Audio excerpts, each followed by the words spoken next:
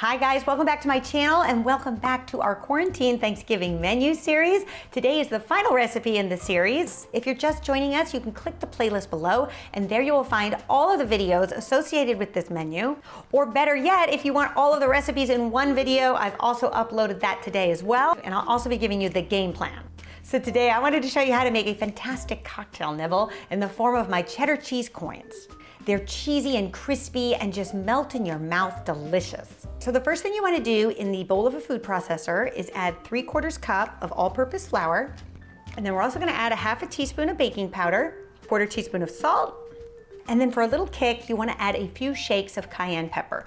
Okay, then you want to put the top on and just give it a pulse to combine all the ingredients. Then once everything is combined, you're going to add a 1/4 cup of butter and pulse as you go.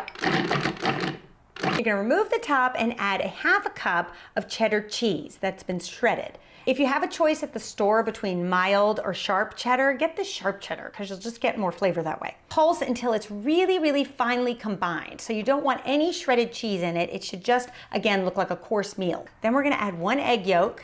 Then you're just gonna pulse this up, and it does take a few minutes or so because we need that butter and the cheese and the egg to combine just until it's nice and crumbly and the crumb sticks together.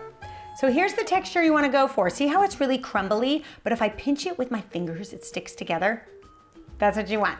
Okay, now we are going to just form this first into like a rough log, okay? And just keep pressing it together. As you're turning it into a log, you can kind of roll it around and get the excess crumbs.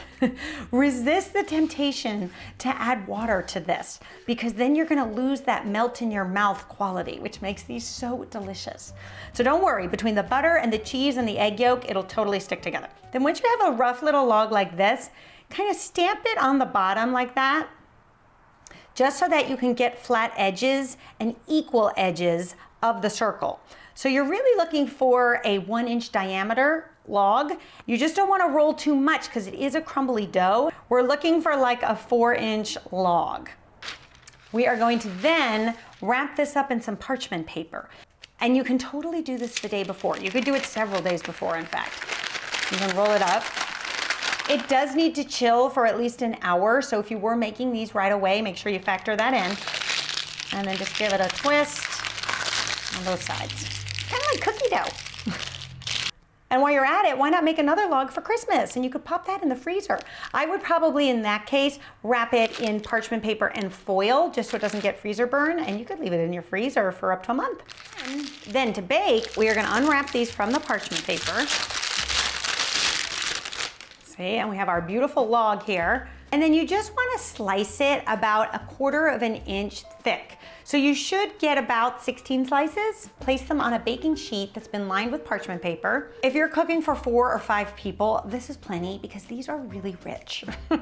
So 2 to 3 per person probably does the trick. But if you wanted a few other appetizers to round out the mix, I will link to a video below of my 3 easy holiday appetizers from last year. Any of those would be great with these. And then you are going to bake at 350 degrees Fahrenheit for anywhere from 15 to 25 minutes. I give you that range because depending upon how long you refrigerated the dough for, they could take either less or more time.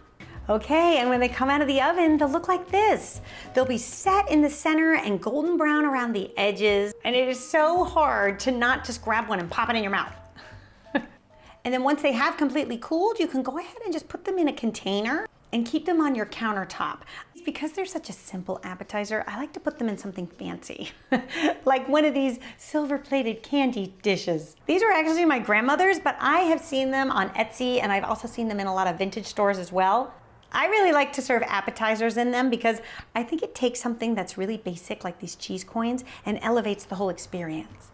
And serve them with either a little glass of port is delicious, or a glass of red wine, white wine, whatever your drink of choice might be. And if I don't see you before then, have a wonderful Thanksgiving, and I will see you back here next time. Until then, bye.